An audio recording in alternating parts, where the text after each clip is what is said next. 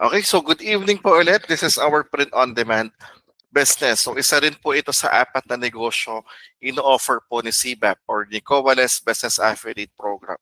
So ano po bang meron sa ating print-on-demand business? So una-una po, ito po yung ating table of contents. I-discuss po natin ano ba yung mission and vision ng ating print-on-demand business. Ano ba yung services that we provide sa business na to, ano ba yung items and mga price list na po pwede nyo pong i-market, no? Pati po yung commission rates po ni print on demand. So unang-una po, gusto kong i-discuss sa inyo, ang print on demand po natin, meron po tayong apat na supplier. So i-discuss po muna natin ng uh, short no yung ating mga different suppliers. So una-una si Pods 1, si Pods POD supplier 1. Ang ino-offer niya po is yung mga multiple products, no? Like yung mga mugs, yung mga pang souvenirs, yung mga ref magnet, yung mga case, and so on. So mamaya papakita ko po sa inyo. Si Pods to naman po, or yung POD supplier to natin, yan po yung supplier po natin ng clothing for bulk orders. For example, may mga family reunion kayo, meron kayong mga batch reunion, meron kayong club organizations, meron kayong company events, meron kayong uh, mga uniforms na kailangan na maramihan, si Pods 2 po yung kailangan natin. Si Pods 3 naman po yung ating POD supplier 3, that's for rebranding. For example, gusto mo mag-start ng sarili mong clothing line, Pods 3 will help you, no? So kung gusto nyo mag-start ng sarili mong business or clothing business. Si Pods 4 naman po, si Pods 4 po yung clothing, you will create your own design. Tapos yun po yung ipopromote mo. Siyempre, maganda kung sariling design mo talaga. Tapos po, yun po yung market natin online. O pwede po umorder dyan kahit pa isa-isa. Okay, para may idea rin po kayo. For our POD business, ito po yung mission po natin. Unang-una po is our mission is to be our customers' most esteemed and trusted print accomplice. No? So yun po yung ating mission. Our vision is to move forward efficiencies and better serve its local and national client base, where customers and affiliate feel at ease within the company and to increase returning customer rate. So paano ba, sa tingin nyo ba, paano ba magiging malago yung negosyo natin? Siyempre, through returning customer. Kasi pagka may customer ka, nagandahan sila sa quality ng gawa natin or ng in-offer po natin print-on-demand business, for sure, sila na po mismo yung mag-market para po sa inyo. So, isa po yun sa ating mga vision. So, for our Pods 1 po, ito po yung mga details po ni Pods 1, no, for our multiple products. Si Pods 1 po, inati ko po siya sa tatlong category. So, una-una po, yung category 1 po is yung customs apparel. Ano bang meron sa customs apparel? So, meron din silang t-shirt, meron din silang polo shirt, mga tote bag, mga burlap bag, mga jacket, mga hoodie, mga sweater caps, full sublimation shirt, polo shirt, corporate uniforms. So nag-o-offer din si Pods 1 ng customs apparel, mga t-shirt, polo shirt. Same with Pods 2. Si Pods 2 lang, may bulk lang talaga siya. Bulk orders lang talaga. For example, mga 50 plus yung kailangan mo. Unlike kay Pods 1, pwede po dito mga 12 minimum na t-shirts, pwede po yung ganun. Okay? Now, ito po yung mga example po ng mga products po ni Pods 1 or Category 1. No? Category 1, customs apparel. May full sublimation polo shirt po tayo. Cotton polo shirt. For example, may mga uniforms kayo na kailangan ninyo sa inyong office. Kailangan nyo sa inyong corporate po, pwede po natin yan i-provide. Meron din po tayong sweatshirt, mga hooded sweatshirt, zippers. So ito po yung other products niya. Burlap bags, money organizer, car holder, shoulder bag, mouse pad with support, lunchbox, laptop bag. Ayan po. Meron din tayo mga round neck shirt, polo shirt, baseball cap. So ayan po. So isasend ko naman to sa inyo or ilalagay po natin yan sa ating drive mamaya or bukas po. Then our category to naman, ito naman po yung mga souvenirs natin. So nandyan po yung mug, mga tumblers, mga keychain, mga key holder, mga lanyard, eco bag and purse, custom pouch, envelope pouch, umbrella, fans, ref magnet, bottle opener, loot bags, notebook, notepad, and planner. So, nandito po lahat yung mga kailangan nyo for souvenirs. So, ito po yung example niyan. Mga bamboo mug, mga mug, journal set, bento box. Yan po yung mga example. Mga organizers, notebook, laptop sleeves, umbrella, Swiss tool, luggage tag. Sobrang dami po. Halos lahat po pwede naman po personalized, no? Meron din tayo mga handy fan, desk clip fan, card holder. Yan po. May mga pens din tayo, white mug, passport cover, 3-in-1 pen, mga flash drive, mga magic mug. Then our category 3 naman, ito po yung printing services naman na ino-offer po natin. So, direct to fill, meron tayong full sublimation, mga calendars, mga posters, brochures, flyers, mga calling cards, letterhead, company manuals, decals, stickers, packaging, hang tags, photo printing, tarpaulin, standee, Sintra board, saka mga invitation. So, ito po yung, for example niya, mga invitation, calling cards, mga flyers, business flyers, calendars, Sintra board. So, yan po yung mga example niyan. Then, meron din tayo, nag-offer din po tayo ng mga set. Yan, mga essential set, gift set, cozy gift set, mga travel set, mga gifts, tech gift set, productive gift set, foodie gift set, team building, conference, mga new hire, yan po yung in-offer natin. Okay? So, yeah, that's for POTS 1 pa lang, no? Sa POTS 1 pa lang, guys, sobrang dami nyo nang pwedeng i-offer. Sobrang dami nyo nang pwedeng i-market. So, ito po yung mga prices niya. I-send ko naman ito mamay, or bukas po. Ilalagay po natin ito sa drive. So, yan po yung mga prices niya. Ang prices po nito is good for 50. May minimum order po ito na 50 orders. For example, paano sir pagka less 50 po? Magkano po yung i-markup sa price? So additional 20 to 50 pesos daw base case supplier. So po pwede rin po pa isa-isa. For example, magka Father's Day. Gusto mong regaluhan ng coffee tumbler yung dad mo. Tapos ilalagay mo yung pangalan niya. So po pwede po yun, personalized po. So meron din tayong ito po yung mga prices niya, isi-send ko naman to or i-upload ko naman to sa drive bukas po. So pa-check na lang po. Okay, for the commission naman po, ang minimum order po ng quantity will be 50 pieces, no? Below 50 pieces order will have a slight increase on the price, 20 to 50 pesos. This is for POTS 1 guys, ha? POTS 1. POTS 1 pa lang po tayo. Ang price adjustment on bulk orders, please request for quotation. For example, may bulk orders kayo. Kailangan mo ng 100 na calendars or 200 na calendars.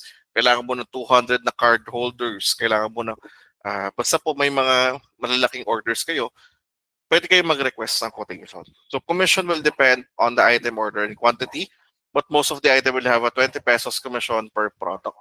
So 20 pesos per product po yung possible na commission nyo with our standard pricing po.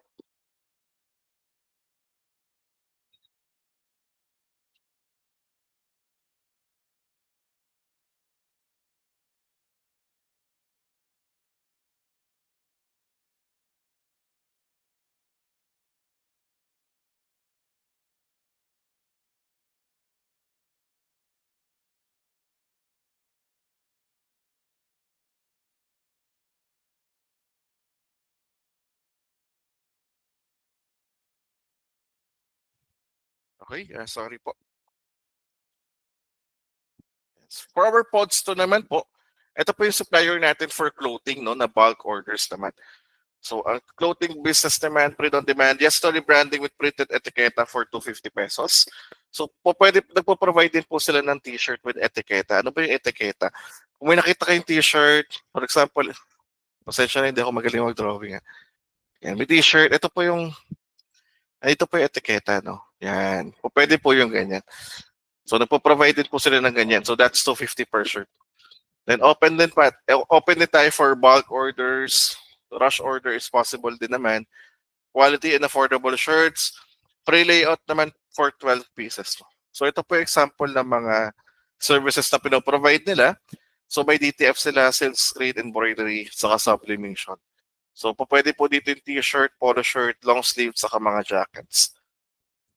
Yung bulk clothing orders naman, pupuwede po yung company shirts, yung government office uniforms, university event, mga school organization, funeral shirts, family shirts, couple shirts, batch reunion shirts, fans club, club organizations, mga fraternity shirts, kada shirt, special occasions. Ito po yung mga example niyan. Pwede rin po yung mga church na shirts, batch reunion, family reunion, company shirts, university shirts, couple shirts, gamer shirts, band shirts. And so ito po example ng etiketa na sinasabi ko po kanina. No? So, pwede po sila mag-provide din ng ganyan. Okay? So, yan po yung mga example. Yung mga client po nila dito, mga bigati na rin po ng mga schools. No? Like De La Salle University, volleyball team. Yan po. Yan na po yung mga client nila rito. Then, yan po, may mga barangay din. May mga polo shirts din sila. Yan. Okay? Pricing strategy naman, price may vary on the design and quantity of orders. So kung ilan po yung order ng customer mo, nagva-vary din po kung magkano po yung magiging komisyon ninyo. But we can assume that the cost through estimate per t-shirt with design will be 250 to 350 pesos plus shipping fee. So possible po na ito po yung po pwede yung maging retail price. Again po, retail price po ito. Pag sinabi pong retail, ibig sabihin, yan na po yung po pwede yung gawing price kapag magbebenta kayo ng mga shirts or bulk order na shirts. So may ibig sabihin, pagka binenta mo po siya na 250 pesos, may kita na po kayo dyan. Again po, this is retail price po, no? SRP, kumbaga SRP. Okay, the polo shirt on the other hand will cost 399 to 599 pesos plus shipping fee. So palagi pong may plus shipping fee po. For our pods tray naman, POD supplier 3, this is for rebranding. So, ang kagandahan po ng rebranding, pwede po kayo magtayo ng sarili nyong clothing business, no? So, tutulungan din po kayo ni CBAP kung gusto niyo po magtayo ng sarili nyong clothing business. So, ito po yung na-offer niya. May hang tag, may neck tape, etiketa sleeve, may etiketa hem, may sticker din, saka yung plastic, yung ziplock niya, may logo nyo rin. So, kung gusto niyo po mag-start ng ganyang negosyo, po pwede naman po. Pero syempre po, pagka rebranding guys, kailangan niyo pong i-register yung business ninyo through TTI, pati po sa BIR. No? Kasi naghihigpit na po yung BIR ngayon sa mga online business. So kung magre-rebrand man kayo, if ever magre-rebrand kayo ng damit, kailangan nyo siyang i-register sa BIR. Pati po pag rebranding kasi, meron tayong minimum order pag rebranding. Kasi syempre po, kung kompleto po ito sa isang order, tapos isa lang yung bibilhin, hindi naman po sila papayag na kompletong set yan, tapos isa lang yung bibilhin. Siyempre po, ano po yan, may minimum orders po talaga yan.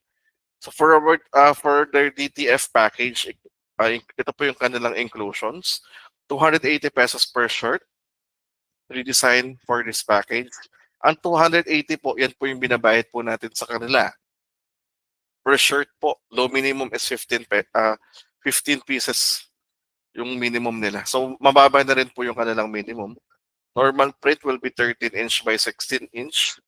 Free designs na rin, anime, NBA, rapper, bootleg, or your own design, no? Pwede naman po. So, 230 GSM to 240 GSM Pro Club, oversized t-shirt, local clothing, may free hem tag na sticker, hang tag, and adhesive plastic.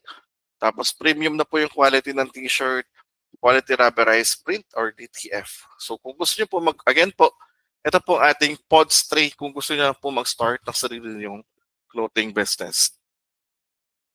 For 6 silk screen package inclusion naman, ito pong silk screen, ito po yung mano-mano po. Parang ganito po. Ito po yung kanilang silk screen. Ang DTF kasi is digital, no? Pero mas mahal po ito due to siguro manpower din. So 310 pesos po yung offer niya dyan. Kompleto na rin po yan. May hem tag na rin, may hang tag, may slims, etiketa, and sticker na rin. 230 to 240 GSM, A3 plus print din. Tapos ang minimum niya is 30 pieces. So medyo marami po yung minimum nitong silk street package. Premium na din yung quality niya yan. Frozen ziplock na rin with own brand rubberized print. Okay? So our PODS 4 naman po, ang POD supplier 4 naman natin, this is for our print on demand. Kahit minimum order niya pa isa-isa, po pwede naman din po. So meron tayong ino-offer na premium designs, Pro Club t-shirts, hoodie, premium t-shirts, pouch, tote bags, sweatshirts. Anong pinagkaiba nito sa sa other print on demand or print on demand suppliers? Ang PODS 4 po, pwede po kayong, for example, may t-shirt kayo ganito. May t-shirt kayo, black t-shirt. Nilagay mo yung design mo dyan. Tapos pinromote mo. Kumuha ka ng sarili mong store. For example, may website tayo, doon mo pinasok. Tapos yun yung pinopromote mo sa Facebook. Tapos for example, bumili yung kaibigan mo. Pre, ang ganda ng design mo ah. Sige, bibili ako. Isa lang yung bibilihin niya. So ang sizes niyan, ang pwedeng size niyan is small to 3XL. Alam ko 3XL. Small to 3XL po yung sizing niyan. Kahit isa lang po yung bilihin niya, size, design, yung design mo lang yung kukunin niya, kahit isa lang po, pwede po yan. Ang maganda pa po niya, naka-dropship pa po yan. Ibig sabihin, once na umorder po yung customer mo sa website, sila na po mismo magda-drop or sila na po mismo yung magpapadala kay customer, sa customer mo. So, yun po yung PODS 4. May parang dropshipping business din si PODS 4. Okay, to discuss more about PODS 4, ito po yan. So this is about PODS 4 po. Ito po kasi yung uunahin talaga natin sa negosyo na to, no? Yan. So print on demand business, customize your own designs with PODS 4. So table of contents, brand introduction, onboarding, design practice, proper pricing. So una-una po is yung ating brand introduction. Ano bang brand yung gagamitin natin? Yung pagka magsisimula tayo ng PODS 4 business, ano bang brand yung gagamitin natin? So branding is about selling everything associated with your organization. The consumer perception of brand is brand knowledge, brand awareness, recognition, and recall. So ang ginamit po natin, ang first brand po natin is si Soulkicks PH. So para magkakaroon po tayo ng Soulkicks PH na merchandise. So nakikita niyo po ba yung mga ibang online seller, no? May mga sarili din silang mga merchandise. No? So we will start our PODS 4 as a merge on our existing business. Bakit po? Ito po yung mga reason, no? Kasi po, we already gain brand awareness po sa ating business na Soulkicks PH. So ibig sabihin, kilala na po ng tao si Soulkicks PH eh. 2 years na po nag-run yan eh. So ibig sabihin, marami na nag-promote dyan. Kung baga, pag nakita nila na may bagong item sa Soulkicks PH, alam na nila, kay Soulkicks PH pala yan. So parang ganun. So we already established a good website din. May sarili na tayong website. Hindi na tayo gagawa ng bago. So we already prepared affiliates dashboard din. So nakaset na rin yung ating affiliate dashboard. Pagka mag-upload po kayo ng product dun sa ating website, iset ko na lang po kung magkano yung magiging commission ninyo. So ganun po yung kagandahan niya. So as we are still developing the pod system, we're open to create our own website soon. So magkakaroon din po tayo ng sariling website. For our onboarding naman po, so ito po yung mga frequently asked questions. How to create mockups and upload to website. Then how to order, how to request payout. Okay, yung mockups naman po, ang tinatawag po nating mockups, ito po yan. So we will provide already made mockups, drag and design using Adobe or Canva. So kami po magpo-provide nito, yung mga t-shirts na yan. So yung binigay ko pong drive sa inyo, lahat po yan kompleto po. Kompleto po yung mga t-shirts na yan. Tapos please send to me your designs or for approval. Once approved, we will post it to soulkicksph.com. Okay, so kayo po yung maglalagay kasi ng design sa inyong t-shirts. So kung ano pong design yung gusto ninyo, po pwede naman po. Pero dito, may etiketa lang tayo dito na Soulkicks PH. May etiketa lang po tayo dito na Soulkicks PH. Pero po pwede po kahit anong design yung gusto ninyong ilagay, no? Then, pagka may design na po kayo, start promoting your shirts. All checkout must be done through website po. So, yun po. So, ito po, sariling design ko na po ito, no? Ito na po yung ginawa ko example. Actually hindi ko naman 'to sariling design, nakita ko lang 'to sa binili ko dun sa ano, na file dun sa Facebook. So ito lang po yung napili kong design pala, napili. Ito yung napili kong design. So nasa likod po siya ng t-shirt, then sa harap ng t-shirt is ano lang, minimalist lang. So it's either a small picture lang or a small, logo lang. So ito po yung mga designs, ayan.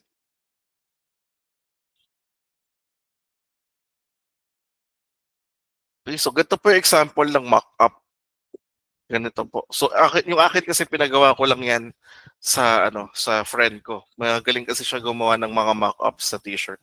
So kung gusto niyo po magpagawa, mas maganda para pare-parehas po tayo ng, designs ng mock-up or pare-parehas po tayo ng ayos ng mock-ups. How to request payout po? Ang request payout po for our POD business ay every Saturday. So every Saturday po yung request payout. Bakit Saturday? Bakit hindi Thursday? Kasi po pagka every Saturday lang po sila nagre-release din sa akin ng payment. Kasi po, for example, lahat po kasi ng pinopost natin is for COD. For cash on delivery po yan lahat.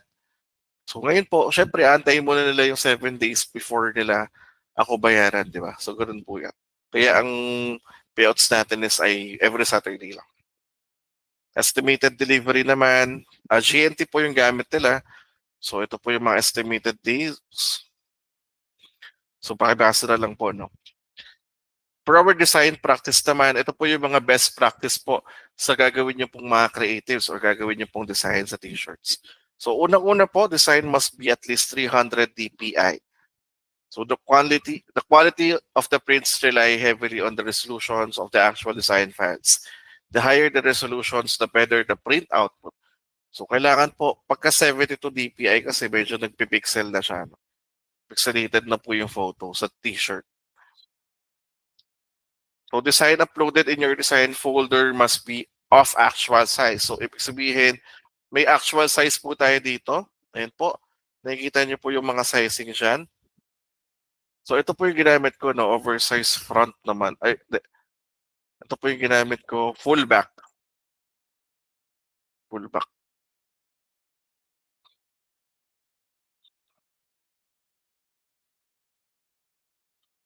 Ayan. So ganyan po. May mga sukat naman po yan. Number 3 po, colors on the screen may appear differently from actual print. This is RGB, no? Tapos ang lalabas kasi sa actual na damit is CMYK. Yan. Kaya po mas maganda aralin niyo po yung ano, aralin niyo po yung Adobe or Photoshop kung gusto niyo po makita yung actual talaga na itsura. Kasi pwede mo i-convert yung RGB to CMYK pagka Adobe yung ginamit mo. Unlike pag Canva, hindi mo siya makikita. So may konting difference lang po siya, no?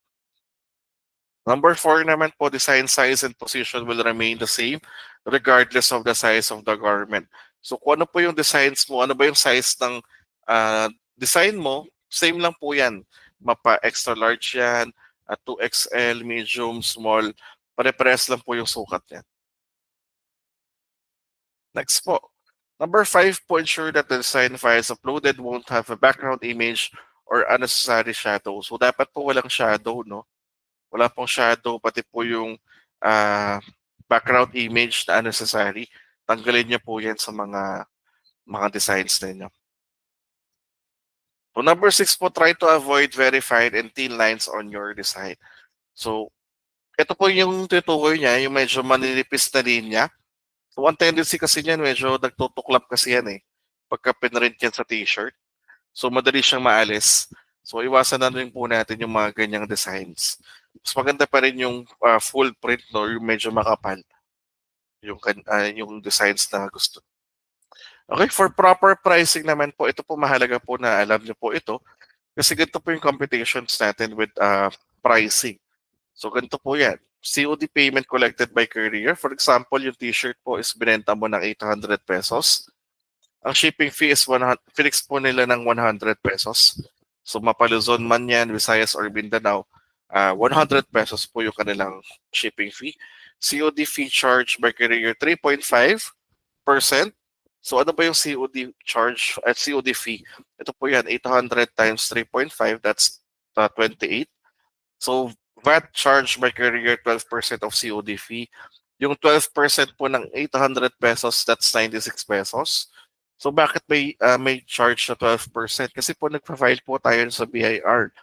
Meron po tayong tulad nga po na sinabi ko last time, tayo po ay nagbabayad po ng tax.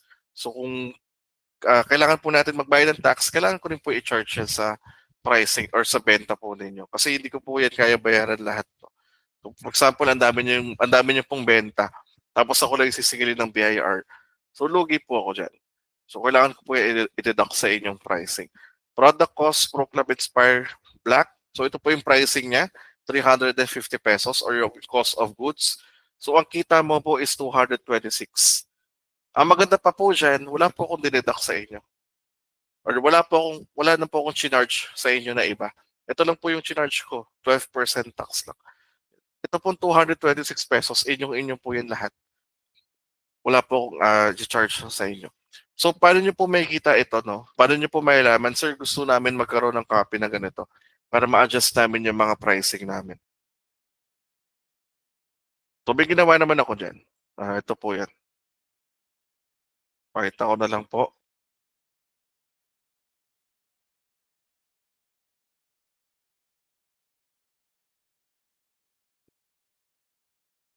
So, gumawa na po ako ng Excel dyan. Ilalagay nyo na lang po yung pricing.